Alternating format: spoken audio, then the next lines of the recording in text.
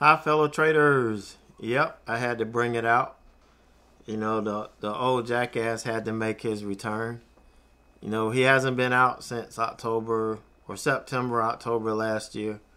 So I knew it was just a matter of time before he had to show his face again.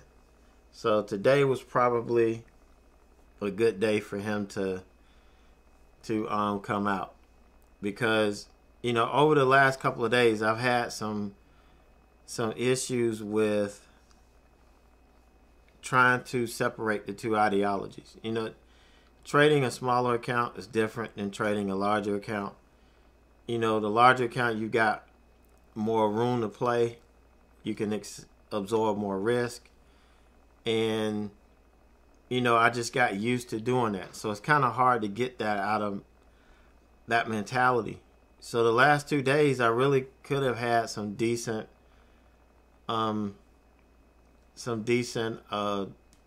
profit, but trying to trade with that different mindset, it just didn't work out as well as it should have. And today, hopefully kind of got my head screwed on straight and helped me see exactly what I was doing so that I could continue to move forward. So what we looked at today, there was two stocks on watch, CLDR, and SQ was just gapping down like it has been the last couple of days.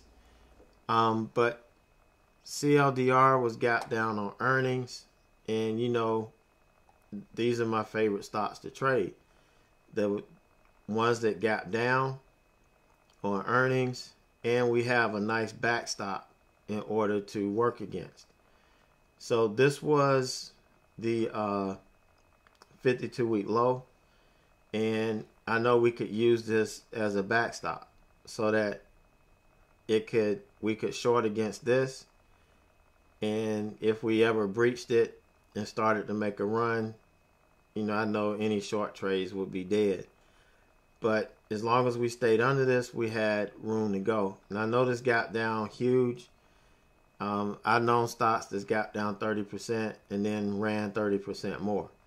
So just because it did gap down this much didn't mean that we couldn't have, a relatively solid move down.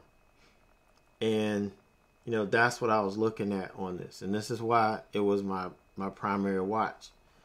So you can see, pre-market, we were trading above that 1450 level. This is the 52-week low right here. And then toward the open, we kind of got below it. And we had this opening candle that we couldn't push above VWAP to 9.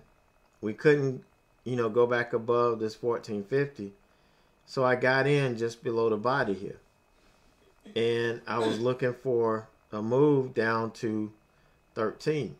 Now this was the opening range low as you measure it by the wick. But I was expecting a nice washout here because whenever we get this type of setup, I typically don't wait for this long tail to fill. I'll use the body. And came down, we got a nice cover right here at 1350, but then it quickly ran back up, stopped me back out at break even.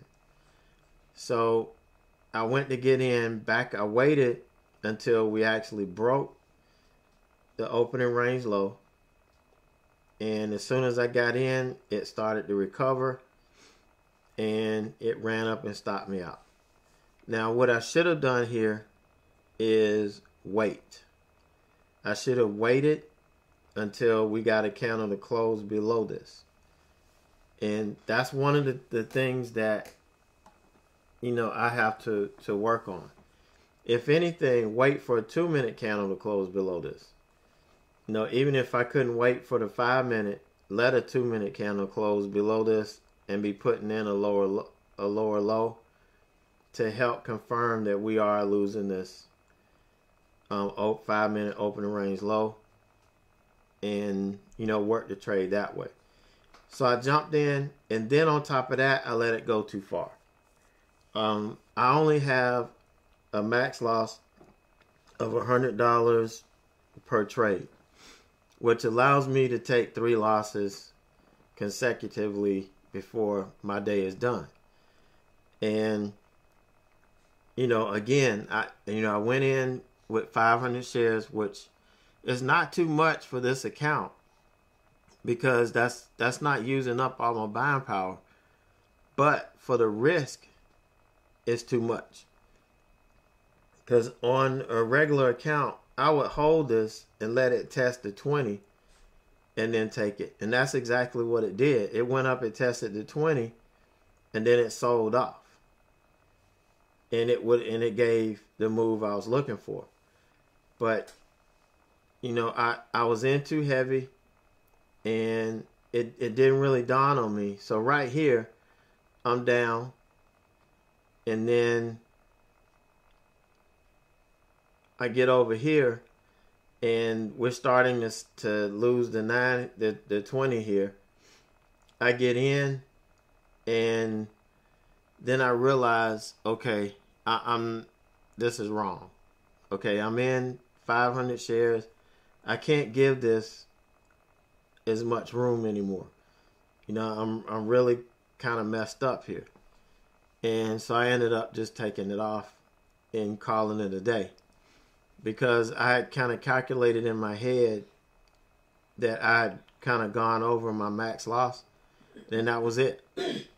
Yeah, I could have taken some trades and got back in this and probably got back to break even, or even, made some money today, because that's my MO. That's what I typically do. But in a small account, you cannot afford to do that. If I had 4 $300 losing days, if I had 3, that would take me out of the game. So we can't have this. And, I think this is going to drive home that, I have to stick to my risk. And I cannot go in like this when I have such a small window. I could have gone in with 200 or 300 shares and given it enough room to work. But I didn't. Had I not jumped the gun here, I think I would have been fine, later on. But again, I can't take this risk in a small account. So I think this helped me get my head screwed on straight. And we can see, tomorrow and Friday, see if we can get some clean trades and get the ship back righted. So that was it for me today. Oh, and I did take I did take Facebook short for all day hold, and then that crazy news came out, and I'm like, then it started squeezing. So I'm like, there's something going on. This stock's gonna tank here in the next couple of days. I think there's a bombshell that's about to drop. So I just repositioned myself, and I'm gonna be holding on to it. I'll keep you posted on it, but that's something that I had to switch. I had to switch guns on it, because it may be my conspiracy theorist mind, in play, but I've seen this happen, several times before. So I'm going to be looking for that to hit rock bottom here in the next couple of days. So that's it for me today.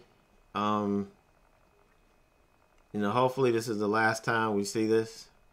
This is, my goal, not to see these anymore.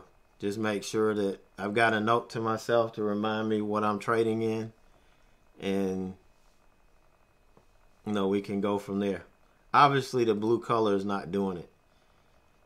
It's not letting me know that I shouldn't be doing what I'm doing. But we'll get it right and headed back in the right direction. So you guys take it easy. Have a great night. a great evening, and we'll see you first thing in the morning.